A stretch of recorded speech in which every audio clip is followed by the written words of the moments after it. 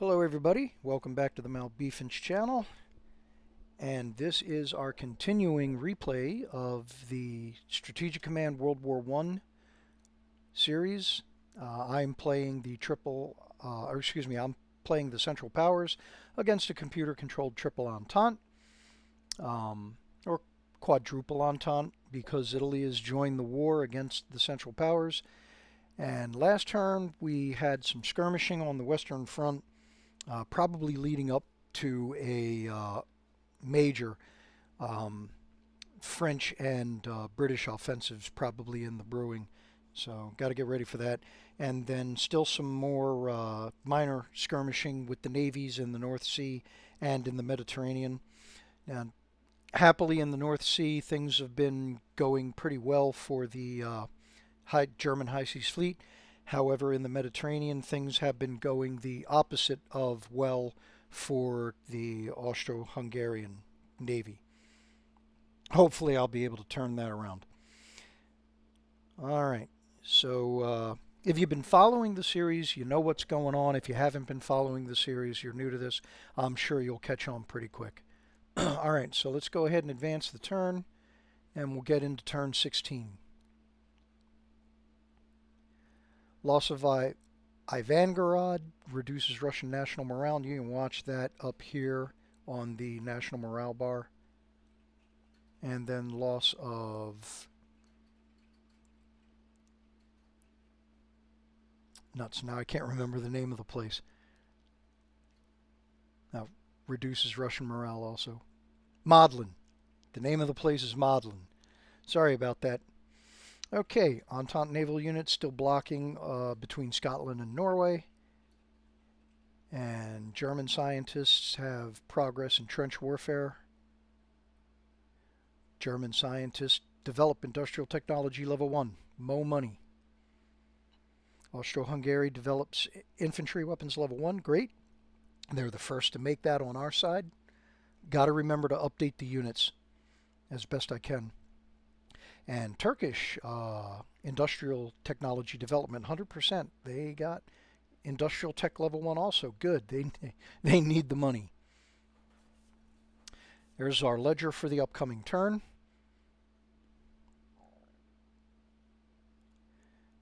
Computer is calculating supply for the Entente.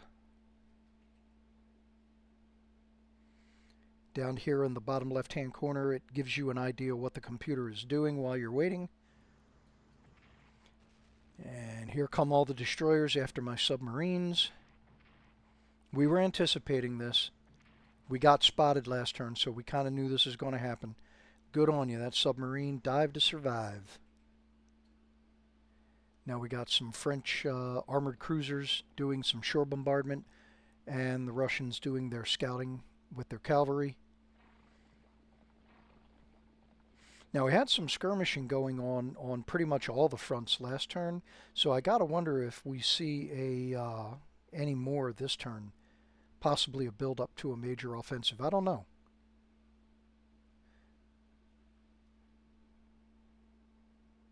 So the computer is thinking, if you can call it that, calculating. Okay, they're pulling the destroyers out of the battle zone. I'm thinking they only know of these 2 submarines. They don't know the rest of them in the area. I mean, they know that I've got 2 on the trade or the convoy route. And then the Black Sea Fleet withdrawals, Russian Black Sea Fleet withdrawals. All right, air war over the Western Front.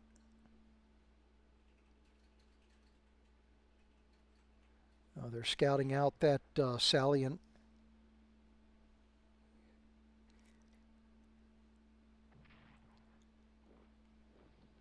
All right, the Italians and British are making an attempt on Trento.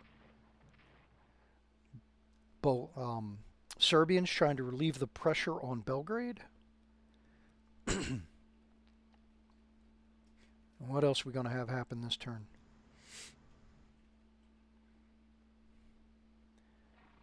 So it doesn't look like any more operations down there in the Suez by the French Navy.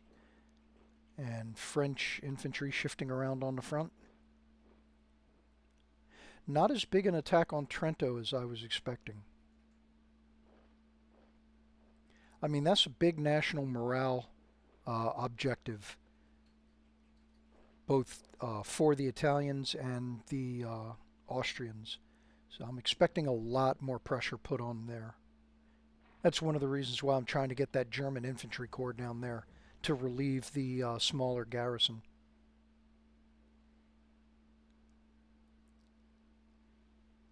All right. Anything else? Hear some airplanes moving in the background.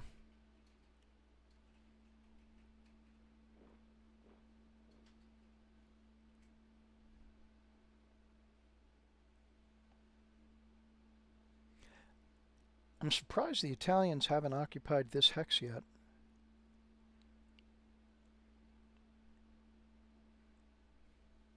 All right, will the French leave that infantry corps sitting there?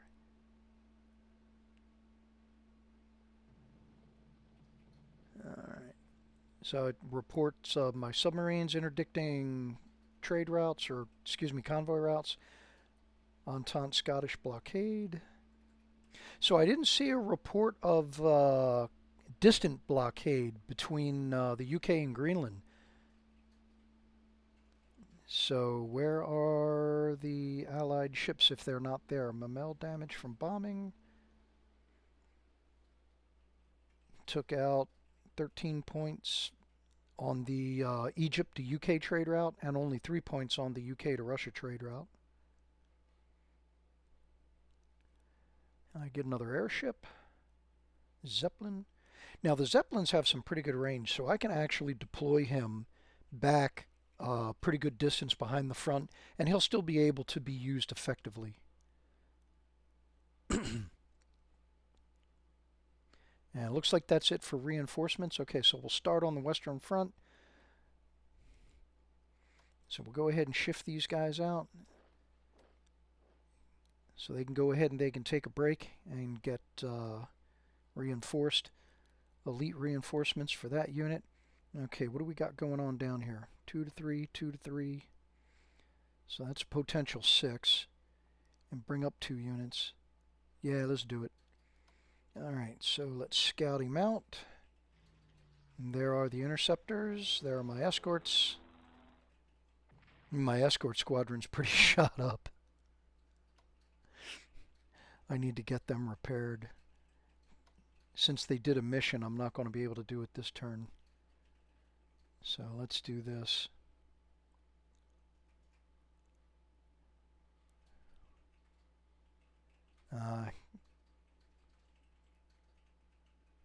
I'll shut them off for next turn. Alright. So did that help us out any? Yep. 1 to 3, 1 to 3. Okay. So 2 for 2. And 4 for 1. So they made up for it. Alright. Now swap everybody out. And do the follow-up attack. 2 for 1. And we get him. Oh, and he avoids the damage. Awesome. Alright. Alright, so that is about going to do it for the Western Front. How's he doing? Oh, he's still got readiness over 100, morale's over 100, so they're good where they are.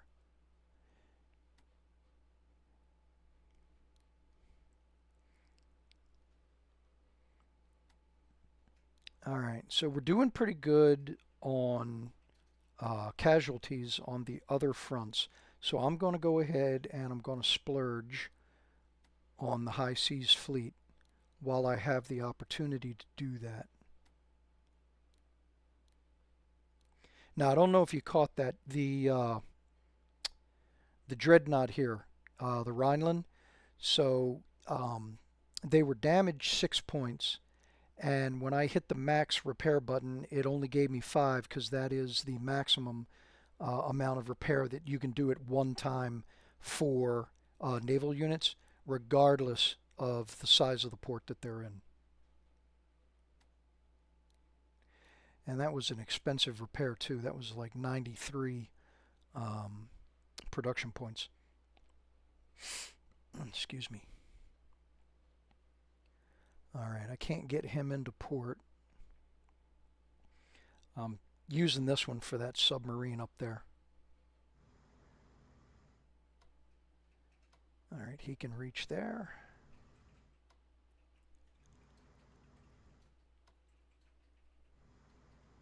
That's going to wind up filling up all of those ports. Get that submarine in there.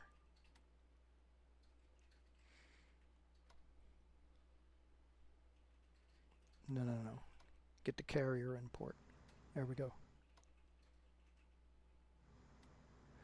Alright. We'll get this submarine back out hunting.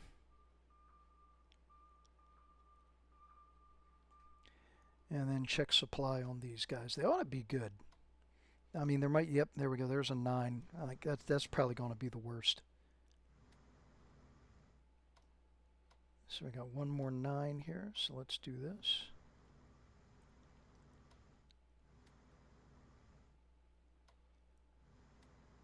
Cover the dreadnought just in case. Alright, let's go ahead and look at the submarine warfare. Expand the map out. Not that far. There we go. Alright, this guy's been beat up pretty good. I want to get him back home.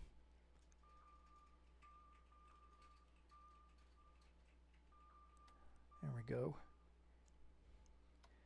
Now this guy's, he's taking a little bit of damage, but not a lot, and he's got 8 supplies, so I want to keep him out there. Keep interdicting the Merman's convoys. So he's down to 7, but that's still good.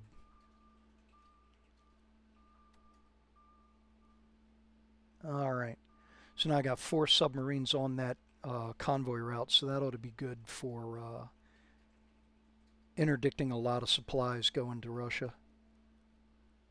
Alright, let's look at the Italian front next. So now he didn't take any damage or any losses, but admittedly that attack was half-hearted. But I am still going to swap these guys out, and what I want to do, we'll go ahead and complete this defensive line.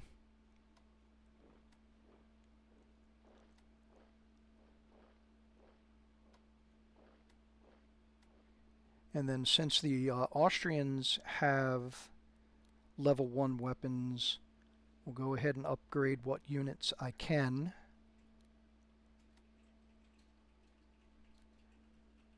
And then I will take these, I'll take these regiments and I'll swap them out with these guys in order to get them upgraded.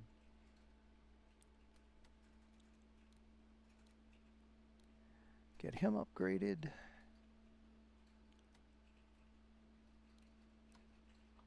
Move him back into the fray.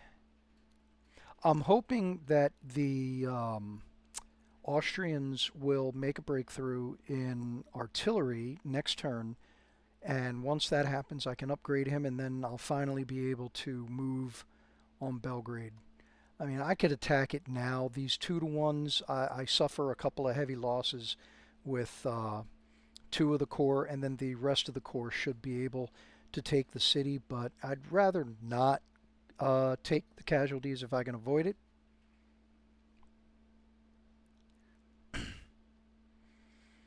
Alright, down here, the Ottomans, that's actually a Austrian pre-dreadnought.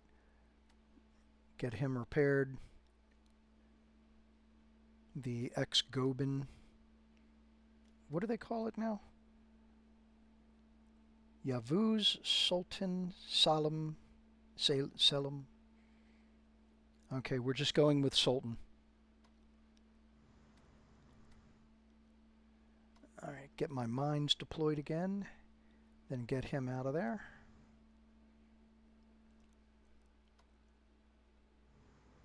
Get him up there to reinforce. That'll allow that submarine to go into port. Do I have another 10? No, I don't. All good. He can resupply sitting here because he's next to a port. I just can't get him his elite reinforcements. All right, over on the Caucasus front, um, I'm going to warn you right now, you're really not going to see me do anything over here on the Caucasus front. I'm going to use the Ottoman forces as an army in being. They are just here to tie down the Russian forces because the amount of research development that I've got to do to get the Ottomans to a point where they will be able to be effective in taking the offensive in these mountains, the game will be over by the time they reach that ability. So right now I'm just going to go ahead and play full defensive. I had a comment about the cavalry here. I should be using that out in the desert, and that is correct comment. The reason that I'm using the cavalry here is because of their movement capability.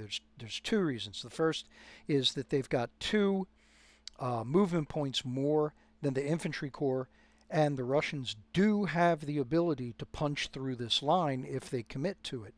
So the cavalry has the ability to move through the mountains quicker than the infantry corps can, and so they'll be able to patch any holes in the defensive line easier than the infantry forces would. Because, I mean, that is a mighty thin line. The other reason is because the only other area of significance that we have contact with enemy forces is along the Suez. And this is a total bottleneck right here. Okay.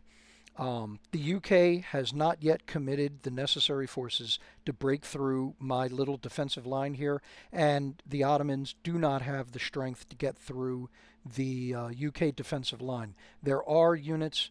My experience with the game, I know that the computer has got units right here in these four hexes backing up the front line. So even if I had the necessary forces to punch through on the Suez, the offensive will be blunted. So there is not going to be a breakthrough hex for the cavalry to go through. Of course, now the cavalry could be used in defending the Levant from any potential amphibious assaults. My experience has been that the computer usually only does one amphibious assault down in the Mediterranean, and that has been here at Gallipoli and sometimes here at Smyrna, and that is why I've got these two infantry corps sitting up here around Gallipoli, and I'm always trying to keep ships here at Smyrna. Now, against a human player, oh, hell yeah, I would have a lot more forces guarding the Dalmatian coast and the Levant. And I would even have mobile forces along the Turkish coastline. But the computer, for all of its good programming in other areas, when it comes to conducting amphibious operations, it really doesn't do that very much in this game. So let's go ahead and get him moved. Next turn I'll be able to swap these two guys out, and then I'll start working that infantry corps up here. So the last thing for the Ottomans, finish encircling Kuwait City.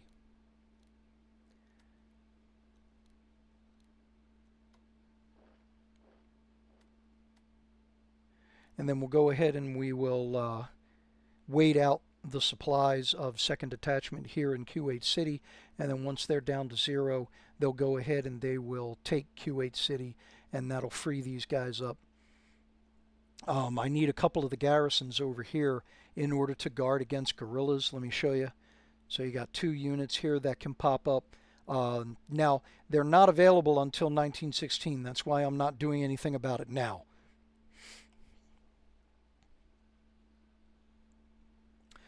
All right, and that should take care of all of the fronts except for the eastern front.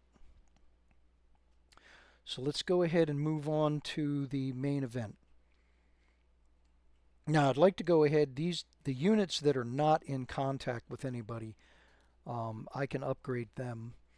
Now, I'm going to do these 2 regiments, but I am not going to upgrade the core here because I want to use them to go after these cavalry units that the computer has kindly left out in the open for me. Now the thing is, though, I also know there's an artillery unit back here somewhere, and hopefully they won't play a big role, but this is too big of an opportunity to pass up. So yep, there they are. And here comes the defensive artillery. Alright, not too bad.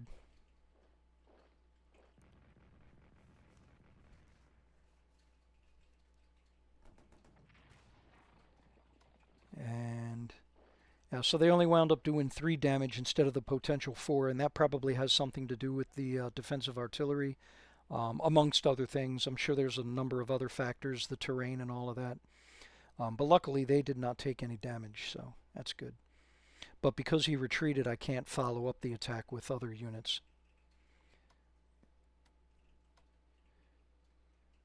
So now the cavalry units don't have great odds down here, even though, I mean, I wouldn't call 1 to 2 great odds, but they're not bad either. So this guy's low on supply, so let's go ahead and see if we can't beat him up pretty good.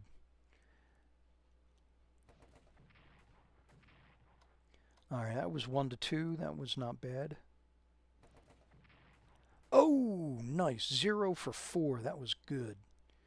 Alright, so how do we want to do this? Pull him back. Advance. Can he finish him off? No.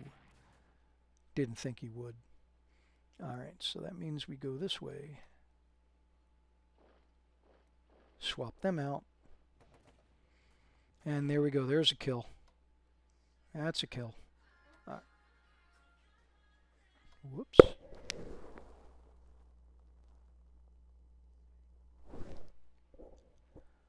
Alright. So now put him up there. Sorry about that. Let's go ahead and upgrade him while we got the chance. Do I want to move? Yes, I do.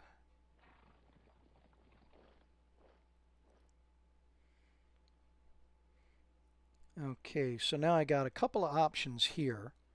And obviously I can go ahead and I can reinforce all these guys, but as I've mentioned before, this is all about keeping pressure on the Imperial Russian Army. I gotta knock these guys out. So we're going to go ahead and we're going to push. I've got an opportunity here to get this cavalry unit to attack the scouts. They probably won't do a lot of damage, but at least it'll force the computer to pull them back. And who knows, I might even be able to pinch this whole section off. So, okay, 0 for 2, not bad. Oh, he did 3, excellent.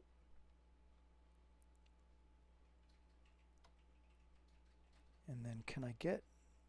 I don't want to bring that Austrian corps up into the marshes. I'd rather bring them down here. So let's do it this way.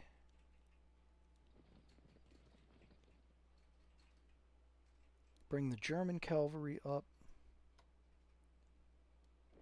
Austrians take their place. And then I'll have the German forces fill in the hole. I'd like to be able to get a unit up into here. I might. Can I get? Yes, I can. Alright, so that way these guys don't get cut off. I mean, I realize I'm leaving an opening here, but I might be able... Yes, I can. Okay. We'll go ahead and we'll fill that. Reinforce him since he's almost down to half strength. Get the headquarters out of the way. Now I have the artillery available to attack there.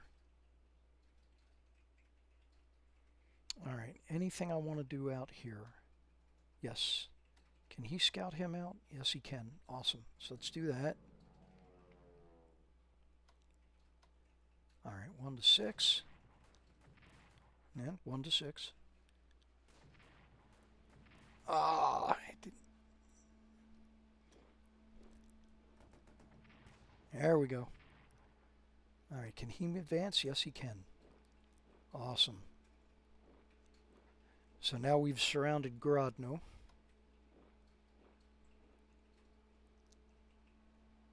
let's get... Uh-oh. Wait a minute. Before we do that...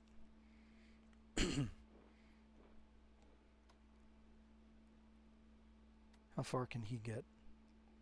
Not far.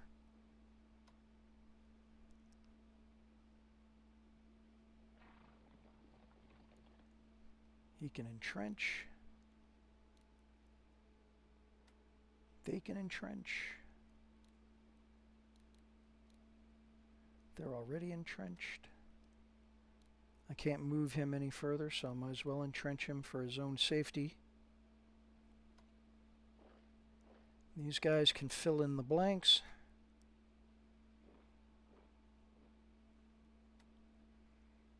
Let's reinforce him, because I'm going to use him down here. Move the headquarters up. Move the scouts up. Yeah, I'll go ahead and reinforce him while I got the chance. And then I want to force march him up to there.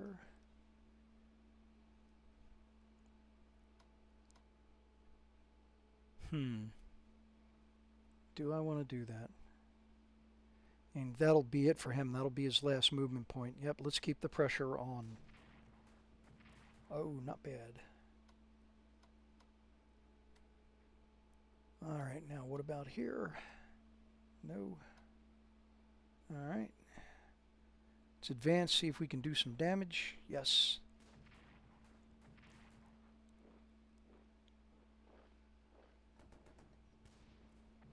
And that's another corps down, another cavalry unit too. And we did not take any damage. Awesome. The Marines, I mean. Uh-oh. Mouse is out of control. Alright, so I think that does it for combat and movement. I'm just double checking everywhere here. Yep. Alright. Alright. So let's go ahead and have a look at research. I mean, there's a lot of things I need to be spending money on. So we're going to go ahead and restart industrial technology. That's going to leave 50 points left. I can put that in logistics. So now I know some players will overspend in order to speed up research, and that's not a bad tactic. It's just not a tactic that I personally prefer. So I'm going to go ahead and I'm going to get long-range aircraft started. That's going to become important on the Western Front.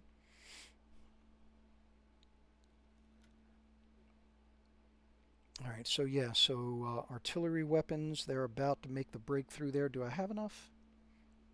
Yes, well, no. I got to get infantry weapons going again for level 2. Get there as fast as we can. Alright, so only 61 left. They got logistics going.